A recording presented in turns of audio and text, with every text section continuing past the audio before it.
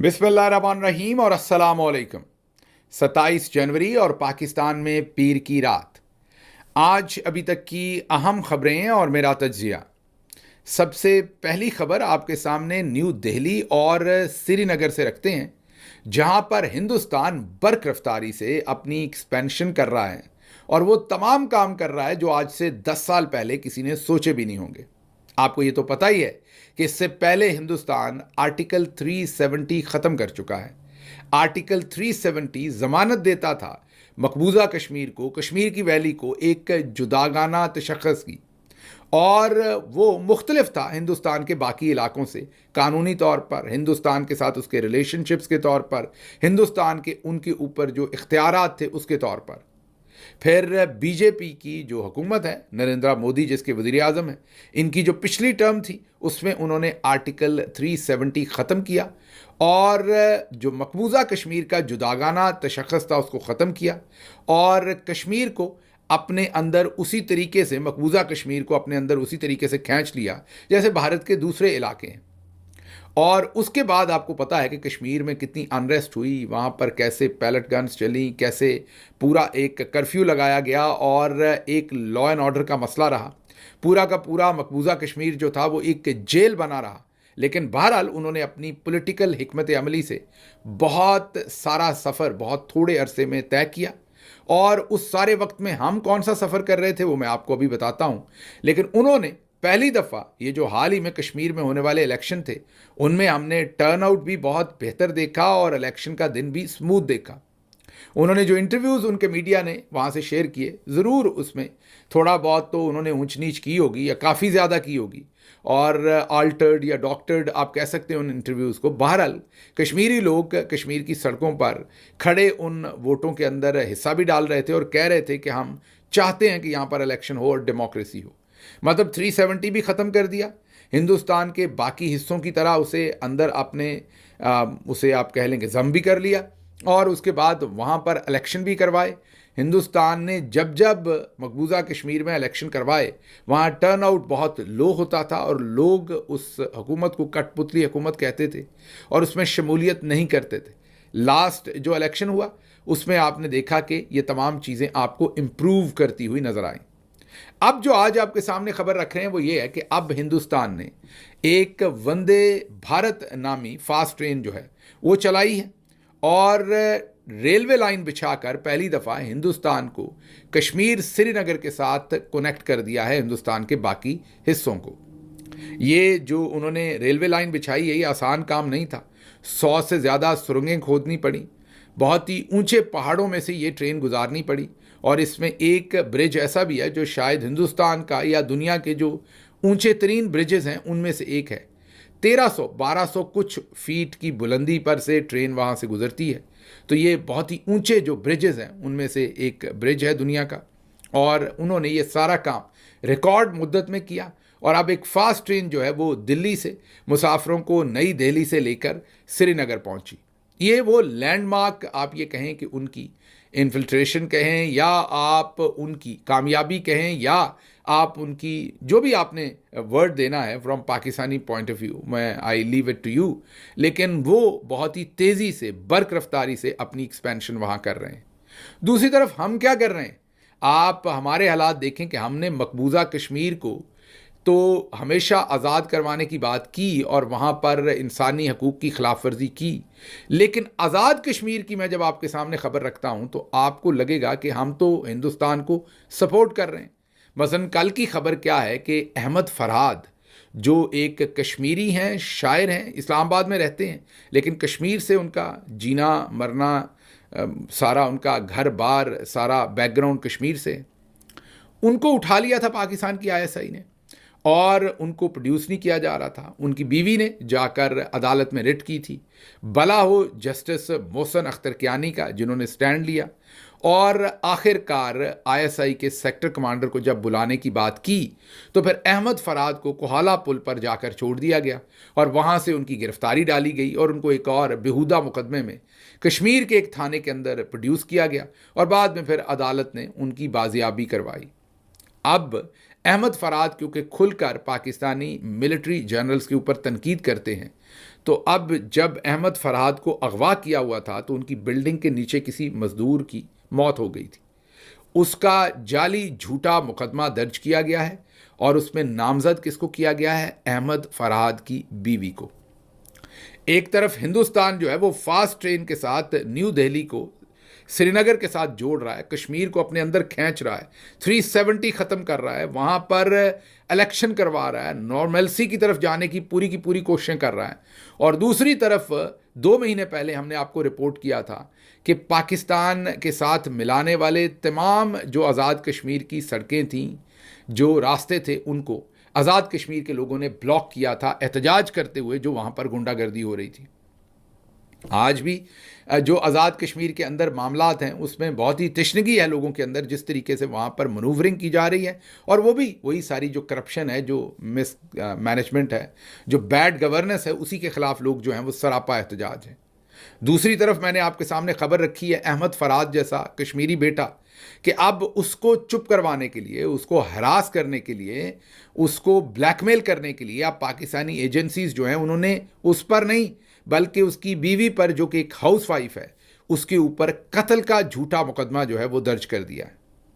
अब इन हालात में आप खुद ही देखिए और सोचिए कि जो पाकिस्तान की साइड पे कश्मीर है या कश्मीरी अवाम है, वो इन तमाम चीज़ों के ऊपर किस तरीके से सोचती होगी या प्रोसेस करती होगी। मैं जो रेस्ट ऑफ द सिचुएशन है या केस है वो आपके सामने छोड़ता हूँ, आप खुद सोचिए। और हमारे जो मिलिट्री जनरल्स हैं वो कुछ होश के नाखुन लें, क्योंकि सारे ज़माने में जब हिंदुस्तान ने ये काम किया है तो हमने तालिबान के साथ भी काफ़ी बिगाड़ ली है। तालिबान भी जाकर यूएई में मीटिंग करता है हिंदुस्तानी सेक्रेटरी खारजा के साथ, और जाहिर है उससे मैसेजिंग हो रही है कि वो एक दूसरे की कुर्बत में जा रहे हैं। दूसरी तरफ हमने बलूचिस्तान के अंदर क्या हालात बर्पा कर रखे हैं वो हमें पता है। वहाँ पर एहतजाज होता है तो हम मोबाइल फ़ोन की सर्विस बंद कर देते हैं। केपीके के अंदर बहुत सारी जगहों पर क्या हो रहा है वो भी आपके सामने है। तो हमारा सफ़र इस तरफ है, हम अपने सियासी लीडरान के सॉफ्टवेयर अपडेट कर रहे हैं, हम पार्टी तोड़ रहे हैं, किसी के नाम पर लाल लकीर लगा रहे हैं, किसी के नाम से मिटा रहे हैं। हम मरियम नवाज़ जैसी ग्रां कदर शख्सियत को मुतालिया पाकिस्तान की किताबों में शामिल करवा रहे हैं। हम मरियम नवाज़ साहबा जैसी लायक फ़ाइक, जिनको शायद न्यूयॉर्क की मेयर होना चाहिए, गवर्नर होना चाहिए न्यूयॉर्क स्टेट का, उनको, क्योंकि वो इतनी काबिल है माशाल्लाह, उनको आपने सिर्फ पंजाब 17 सीटों पर दे रखा है और वो वहाँ पर सारा दिन टिकटॉक बनाती हैं। और कल ही उनकी एक वज़ीर अज़मा बुखारी का बयान था कि जो सरकारी मुलाजिम हैं उनको टिकटॉक बनाने की इजाज़त नहीं देंगे। अच्छा, मेरे लिए बड़ी हैरानी थी ये उनका बयान देख कर कि सरकारी मुलाजमों को टिकटॉक बनाने की इजाज़त नहीं देनी, तो फिर जो वज़ीर आला हैं जो खुद टिकटॉक बनाती हैं, जिनसे अगर वो आगे से कह दें कि हम तो इंस्पायर ही मरियम नवाज़ से होते हैं, तो एक काम जो मरियम नवाज़ खुद कर सकती हैं वो सरकारी मुलाजम नहीं कर सकते। और उन्होंने कहा कि अगर कोई करेगा तो उसके खिलाफ सख्त कार्रवाई करेंगे। और उन्होंने ये कहा कि सरकारी मुलाजम अपने फ़ोन से वीडियो भी नहीं बना सकते ड्यूटी पर हों। तो आपको पता है ये क्यों हुआ? ये इसलिए हुआ कि बाजी मरियम वो जो जप्पियाँ डालने वाली आपके सामने रिहर्सल कर रही थी, या ड्रामा चल रहा था, सोप चल रहा था, कभी सास भी बहू थी, उसकी किसी ने, जो गार्ड था, उसने साइड से एक वीडियो बना ली थी। और उस वीडियो में जो बैक स्टेज सारा काम होता है वो लीक हो गया था कि एक ही स्टूडेंट के साथ बाजी कितनी बार जफ्फी डालती हैं और वो कितना कोरियोग्राफ्ड सब कुछ होता है, वो सब लीक हो गया। जिसके बाद हजीमत की वजह से अब सरकारी मुलाजमीन को ये अहकामात दिए गए हैं कि आपने ड्यूटी के दौरान वीडियो नहीं बनानी। तो ये इनके हालात हैं। ये सब कुछ चौधरी साहब ने हमें दिया है।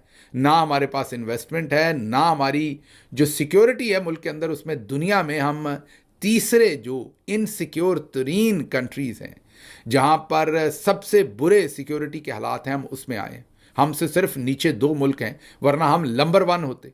दूसरी तरफ दुनिया में सबसे ज़्यादा सहाफ़ियों को कत्ल करने वाली जो रियासतें हैं, या जहाँ पर कत्ल होते हैं सबसे ज़्यादा सहाफ़ी, अगर रियासत ने खुद नहीं भी किए तो जहाँ कत्ल होते हैं वहाँ पर हम दूसरे नंबर पर हैं। वहाँ भी हम नंबर 1 से 1 नंबर पीछे हैं। वहाँ गज़ा जो है वो नंबर 1 है, बल्कि नंबर 1 है गज़ा। हम नंबर 1 होते हैं, बाकी तो नंबर 1 ही होते हैं। गज़ा नंबर 1 है क्योंकि वहाँ पर इजराइली और वो सारा जो कॉन्फ्लिक्ट है उसमें सहाफ़ी जो हैं बेचारे वो मारे जाते हैं।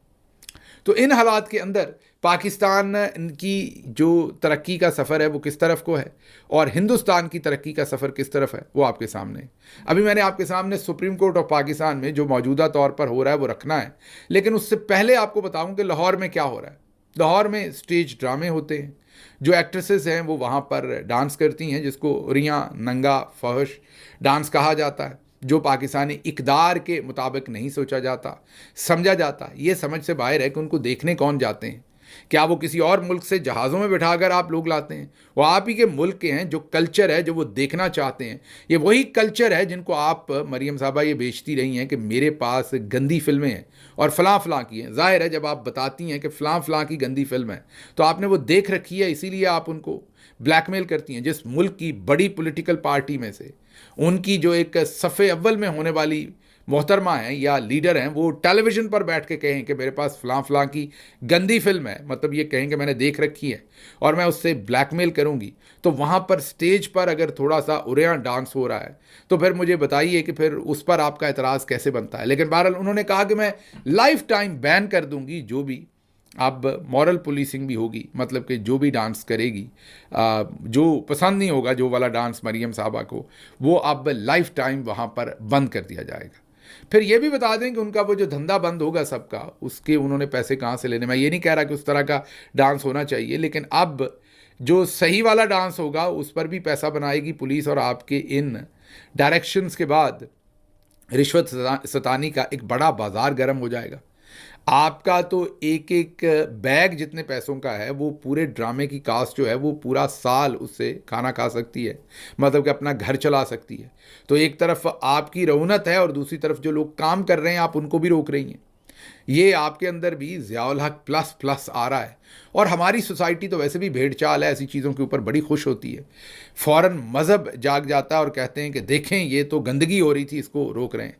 तो उस गंदगी को देखने कौन जाता है? वो आप ही लोग देखने जाते हैं। अगर आप ना जाएं तो वो गंदगी ना हो, और अगर आप लोग अपने मेयार को बेहतर कर लें तो वही गंदगी बेहतर हो जाएगी, वही चीज़ें बेहतर होंगी। बजाय उन पर पाबंदी लगाने की आप अपनी सिविक सिटीजनशिप क्यों नहीं करते? हमारी माएँ, हमारी जो सारी तरबियत है सोसाइटी के अंदर, वो क्यों नहीं बेहतर की जाती? मरियम नवाज़ साहबा इस तरफ क्यों नहीं काम करती कि ये चीज़ जो है वो बेहतर हो?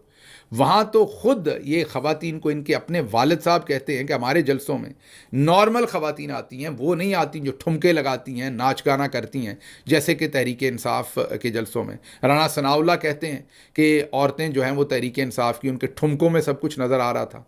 तो जब आपके अपने वालिद, आपकी अपनी पार्टी के लोग तमाशबीनी वाली जो लैंग्वेज है वो घर की आम औरतों के लिए इस्तेमाल करते हैं, तो कौन आप पे यकीन करेगा कि ये जो आप फौहश डांस के पीछे आप थिएटर्स को बंद करवा रही हैं, इसमें आपका क्या एजेंडा है? बार अब ये भी एक डेवलपमेंट है, वो देखेंगे आने वाले दिनों में क्या होता है कि लाहौर में ये अब स्टेज ड्रामों के पीछे पड़ गई हैं बाजी को लगता है कि सिर्फ वही स्टेज ड्रामे होने चाहिए, स्टेज ड्रामे नहीं होने चाहिए।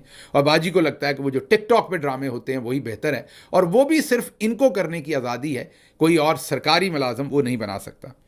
अच्छा जी, अगली खबर आपके सामने इलेक्शन कमीशन की रखते हैं। चीफ इलेक्शन कमिश्नर और 2 मेंबरान जो हैं उनकी मुद्दत मुलाजमत ख़त्म हो गई। उनके जो ओहदे की मियाद थी वो कल ख़त्म हो गई है, और अब उनके जो अजाफ़ी टाइम है वो शुरू हो गया है। जो नई 26वीं तरमीम की है उसमें ये अरेंजमेंट किया गया था कि इन लोगों को ही कंटिन्यू रखवाना है, तो अब ये इसी सीट पर बैठे रहेंगे, विराजमान रहेंगे और अपने फ़ायदे उठाते रहेंगे। मुल्क को तो इन्होंने 8 फरवरी को जो उसका हाल किया और जितना कमज़ोर किया वो आपके सामने है। अगर ये लोग रिटायर्ड हो जाएं, मीन ख़त्म हो जाएं अपने ओहदे से, तो फिर नए लोगों को लाना पड़ेगा। और 5 जो मेंबर्स और चेयरमैन हैं उनमें से 3 अगर जा रहे हैं तो सिर्फ 2 रह गए हैं, लेकिन अब ये उन 3 को कंटिन्यू करवाएंगे और अपने मकासद उन्हीं के थ्रू हासिल करते रहेंगे। तो ये तो इलेक्शन कमीशन से है, और ये इन्होंने वेल ऑर्केस्ट्रेटेड, सबसे पहले यही प्लान इन्होंने पहले का किया हुआ है। अच्छा जी, अगली खबर जो आखिरी खबर है वो आपके सामने मैंने अब सुप्रीम कोर्ट ऑफ पाकिस्तान से रखनी है। वहाँ पर आज बहुत ही ज़्यादा मसरूफ़ दिन था सुप्रीम कोर्ट के अंदर। एक तो सबसे पहले आपको हमने पिछले व्लॉग में बताया था कि जो जस्टिस मंसूर अली शाह और जस्टिस अकील अब्बासी हैं, उन्होंने जो फ़ैसला दिया था जिसमें एडिशनल रजिस्ट्रार सुप्रीम कोर्ट को तौहीन अदालत का नोटिस दिया हुआ था। एक तो उन्होंने एडिशनल रजिस्ट्रार को डिस्चार्ज कर दिया, लेकिन उन्होंने अपने फ़ैसले में लिखा के बादियो नज़र में जस्टिस याया अफरीदी, जस्टिस अमीनुद्दीन और दो दूसरे जजेस जस्टिस मंदोखेल और दूसरे लोग जो हैं वो तौहीन अदालत के मुर्तकब हुए हैं। ये अब जुडिशल ऑर्डर है, ये ऑब्जर्वेशन नहीं है, ये सुप्रीम कोर्ट ऑफ पाकिस्तान का ऑर्डर है। जब तक ये उस ऑर्डर को ख़त्म नहीं करते फुल कोर्ट बना के, क्योंकि उन्होंने फुल कोर्ट रेफर कर दिया है, तब तक ये मामला अब रुकेगा नहीं। दूसरी तरफ जस्टिस मंदोखेल जो बहुत ही मशहूर हैं तत्ते बयान देने में और ठंडे फैसले करने में, उन्होंने अब ये कहा है कि ये हमें तौहीन अदालत कैसे दे सकते हैं, ये तो बहुत गलत किया। साथ ये फरमाते हैं कि ये 6 जजेस को ही जो है वो फुल कोर्ट समझे। मंदोखेल साहब, कल आप तौबा नौज़बिल्लाह खुदा होने का दावा कर देंगे तो क्या दुनिया आपको खुदा समझना शुरू कर देगी? आप बताइए, 6 जजेस का बेंच जो इस 26वीं तरमीम की तमाम तर बुराइयों के बाद जन्म लिया है, उसको लोग किस तरीके से फुल कोर्ट समझ सकते हैं? आप ही के तो वजूद के बारे में, मतलब आईनी बेंच के वजूद के बारे में सवाल है। ये आप ही के लिए तो सब कुछ किया गया था और आप कहते हैं हमें ही फुल कोर्ट समझे। तो अब तो सुप्रीम कोर्ट ऑफ पाकिस्तान का फैसला है, फुल कोर्ट आपको बनानी पड़ेगी और उसके सामने ये केस रखना पड़ेगा। लेकिन एक और बददियानती अब की जा रही है और वो ये की जा रही है कि अब बाज़गश्त शुरू हो गई है कि 8 नए जजेस जो हैं वो सुप्रीम कोर्ट ऑफ पाकिस्तान में फौरी तौर पर लेकर आने हैं। मकसद क्या है? मकसद यही है कि 8 नए जजेस को सुप्रीम कोर्ट के अंदर भर दो, फिर फुल कोर्ट करो और इस चीज़ का भी और दूसरी चीज़ों का फैसला कर लो। जब फुल कोर्ट होगी 8 नए जजेस के साथ, तो जजेस बिल्कुल वैसे ही लाए जाएंगे जैसे इस्लामाबाद हाई कोर्ट के अंदर जस्टिस मिन्हास और जस्टिस आज़म खान को लाया गया एडिशनल जजेस के तौर पर, और वहाँ पर अब चौधरी साहब अपनी मर्जी के तमाम केसेस उनके सामने लगवा रहे हैं। मसलन तोशाखाना 2 केस जो है वो जस्टिस आज़म के सामने लगाया गया, बताया गया कि ये पहले फैसला कर चुके हैं, तो अब उठा के उसे जस्टिस मिन्हास के सामने लगा देंगे। या इद्दत और निकाह के केस की बात कर लें, उसको ऐसे ही अदली बदली कर लेंगे उन जजेस के दरमियान में। तो वो जो 2 जजेस लाए हैं अब इमरान खान के केसेस सुनने के लिए, स्पेसिफिकली उन 2 जजेस को लाया गया है। ऐसे ही अब सुप्रीम कोर्ट के अंदर 8 जजेस की बाज़गश्त सुन रहे हैं और सुनने में आया है कि फरवरी की पहले हफ्ते के अंदर या दूसरे हफ्ते के अंदर अब जुडिशल कमीशन का इजलास बुलाया गया है, जिसमें सुप्रीम कोर्ट ऑफ पाकिस्तान के जजेस जो हैं वो नॉमिनेट हो जाएंगे और लगा दिए जाएंगे। अब इन हालात में आप खुद बताइए कि क्या इंसाफ होना है, जहां पर जस्टिस मंदोखेल आज सवाल पूछ रहे थे कि हम तो 2-2 बेंचेस पे हम डबल शिफ्ट कर रहे हैं, उनके कहने का मतलब था, और वो ये कह रहे हैं कि हमें इसका ज़ाती तौर पर क्या फ़ायदा है, हम क्या मुफाद उठा रहे हैं, हम तो दूसरा बेंच भी रन करते हैं। ये भी जनाब, जितने भी लोग गलत काम भी करते हैं, मैं आपको नहीं कह रहा सर, लेकिन जो माफिया होता है वो भी 16-16 घंटे काम करता है। ये ज़्यादा काम करने का मतलब ये नहीं है कि आप अच्छा काम कर रहे हैं। ये जो शरीफ ख़ानदान है ये भी बड़ा लंबा वक्त बैठता है दफ्तरों में, क्योंकि जितना लंबा बैठेंगे इतना ज़्यादा लूटना होता है। मंसूबे भी तो तभी बना सकेंगे। मरियम नवाज साहबा हों या दूसरे हों, इनका सारा फोकस लूटने पे होता है, तो वो लंबा टाइम दफ्तर में बैठ के लूटते हैं। ईमानदार बंदे यूजली दफ्तर से जल्दी उठ जाते हैं। तो आपका ये कहना, आज आपने कहा कि हम तो डबल शिफ्ट करते हैं, मतलब आपने डबल शिफ्ट का लफ्ज़ तो नहीं इस्तेमाल किया, आपने कहा दोनों बेंच रन करते हैं, तो हमें क्या फ़ायदा? फ़ायदा तो सर है, आपके भाई को out of nowhere senator बनाया गया, वो भी पीपल्स पार्टी का, और पीपल्स पार्टी इसमें रूए रवां है 26वीं आईनी तरमीम में। जिस 26वीं आईनी तरमीम में से आपका आईनी बेंच निकला है सर, जिसकी वजह से आपके पास लामतनाही पावर आ गई है, और आने वाले वक्त में आप अपने आप को गालिबन चीफ जस्टिस तो नहीं देख रहे, लेकिन आप अपने आप को आईनी बेंच का सरबराह ज़रूर देख रहे हैं कि इस्टेब्लिशमेंट आपको बनाएगी। इसीलिए आप फैसले तो तमाम ठंडे करते हैं, लेकिन रिमार्क्स बहुत गर्म देते हैं। तो अब देखते हैं ये सुप्रीम कोर्ट का सारा मामला किस तरफ जाता है। लेकिन अभी इस वक्त यही नज़र आ रहा है कि जो जज साहबान हैं जिन पर तौहीन अदालत का फ़ैसला दिया है, जो कि उन्होंने वाक़या में की है, अगर आप देखें तो उनको बहुत बुरा लगा है। और उसके साथ साथ अब ये मामला भी चल निकला है कि नए जजेस ला के तो इस फुल कोर्ट का जो काम है इसको सैबोटाज करना है। मुझे यहाँ से इजाज़त दीजिए। अल्लाह आपका हामी और नासिर हो। पाकिस्तान जिंदाबाद।